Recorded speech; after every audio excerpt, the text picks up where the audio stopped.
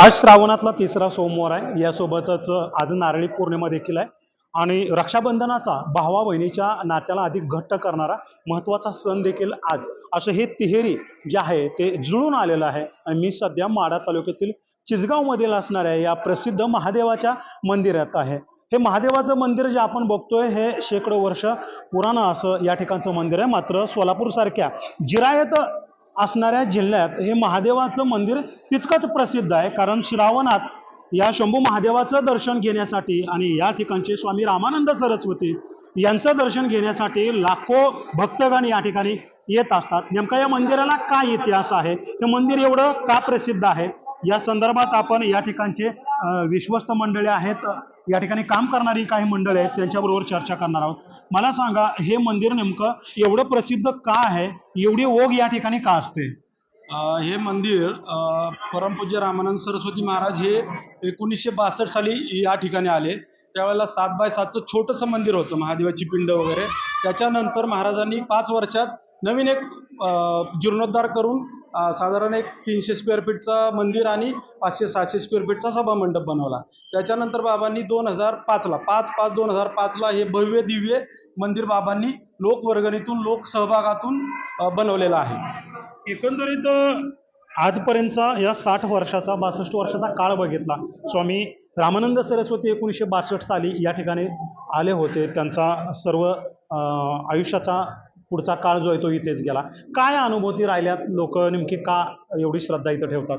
इथं येणारा प्रत्येक भाविक मनोभावे येऊन महाराजांचं दर्शन आणि भगवंताचं दर्शन घेऊन मनातील इच्छा स्वतःहून प्रगट करायची आणि त्यांना अनुभूती आलेली आहे. त्याच्यामुळे लाखो भक्तगण महाराजांकडे आणि भगवंताच्या दर्शनासाठी येतो. त्यांना स्वतःहून त्याची प्रचिती आलेली आहे. असे कित्येक लोक आम्हाला सांगून गेले की आम्ही आलो, आमचं असं झालं, आमच्यामध्ये असं परिवर्तन झालं. खूप असे लाखो लोक येतात आणि लाखो अनुयायी महाराजांचे आहेत. महाराज 36 वर्षे काही खात नव्हते, फक्त चहा, दूध, कॉफी लिक्विडवरती होते.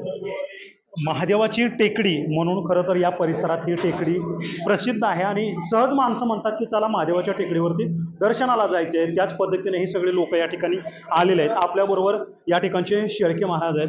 मला सांगा, एकंदरीत दैनंदिन कार्यक्रम तुमचा कसा चालतो? हा लाखोंचा ओंढा ज्याला आपण म्हणतो भक्तांचा या ठिकाणी श्रावणामध्ये येत असतो, नेमकं कसं तुम्ही हे सर्व व्यवस्थापन करता आणि दिनचर्या काय चालते? खऱ्या अर्थाने पाहिलं तर आमच्या सत्संग आश्रम चिंचगावच्या वतीने वर्षभर कार्यक्रम चालत असतात. वर्षभरामध्ये बरेच वारकरी संप्रदायातले जे उत्सव आहेत, यामध्ये माऊलींचा उत्सव असेल, तुकोबारायांचा आणि विशेष म्हणजे महाशिवरात्रीचा उत्सव असेल, तर प्रामुख्याने लक्ष केंद्रित करण्यासारखा उत्सव आहे. तो म्हणजे स्वामी रामानंद सरस्वतीजी महाराजांचा पुण्यतिथी उत्सव. हा एक मोठा उत्सव आमच्या आश्रमाच्या वतीने केला जातो. यामध्ये सर्वप्रथम आमच्या वारकरी संप्रदायाच्या नियमाने हरिपाठ होतो. हरिपाठ झाल्यानंतर भगवान महादेवांची आरती होते, नंतर प्रवचन होतं आणि नंतर हरिकीर्तन होऊन आलेल्या सर्व भाविक भक्तांना या ठिकाणी महाप्रसाद दिला जातो. या ठिकाणी विशेष म्हणजे महाराष्ट्रातून येणारे सर्व कीर्तनकार या ठिकाणी आम्हाला सेवा देत असतात. ते अगदी निस्वार्थपणे सेवा देतात. खऱ्या अर्थाने सोलापूर जिल्हाच नाही तर अख्ख्या महाराष्ट्राचं एक ऊर्जा केंद्र, अध्यात्माचं ऊर्जा केंद्र जरी म्हटलं तरी काही हरकत नाही. असं हे आमचं सत्संग आश्रम चिंचगाव टेकडी असं एक नावारूपाला आलेलं एक सुंदर असं हे वास्तू आहे. खरं तर सोलापूर जिल्हा जो आहे तो दुष्काळी जिल्हा म्हणून ओळखला जातो. मात्र त्याच ठिकाणी हे मंदिर जे आहे ते सर्वांचं लक्ष वेधून घेतं. या मंदिराच्या आजपर्यंतच्या सर्व कालखंडामध्ये या भक्तांची सेवा पुरवण्यामध्ये या लोकांचा, सेवेकरांचा देखील खूप महत्त्वाचा रोल इथं आहे. कारण हे सर्व मंडळी जे आहेत, 1 रुपया न घेता ही सेवा बजावत आले. त्यांना कित्येक वर्ष झालेले आहेत. मला सांगा, तुमचं नाव काय, गाव काय आणि तुम्ही इथे सेवा कधीपासून बजावताय आणि कोणतं समाधान मिळतं यातून?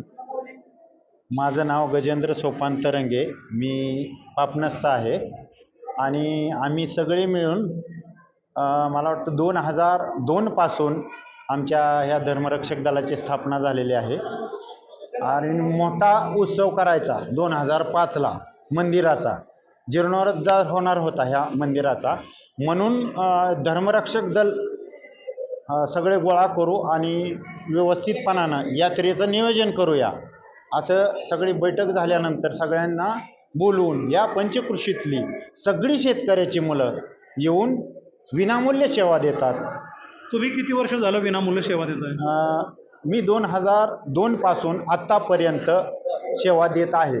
धनाजी गायकवाड आणि मी असे जुन्यामधले 2 जण आम्ही राहिलेलो आहोत आणि बाकीचे सगळे परत भरती झालेले आहेत. 20-22 वर्ष झालं ही लोक या ठिकाणी विनामूल्य सेवा करतात. आता हे सर्व शंभू महादेवाच्या दर्शनासाठी आलेले भक्त आहेत. या मावशी कुठून आलात तुम्ही या ठिकाणी? मळेचगावचं. काय नेमकं किती ओढ असते आजच्या दिवशी? आज खरं तर रक्षाबंधनाचा महत्त्वाचा दिवस आहे, तरी तुम्ही महादेवाच्या दारात आलेला आहात.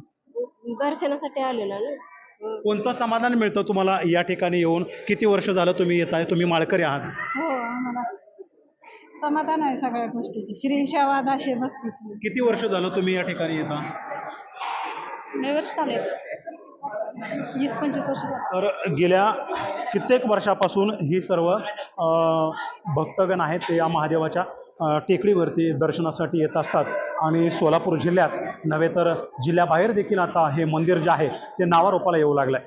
देवा राखुंडे, NDTV मराठी, चिंचगाव, माढा.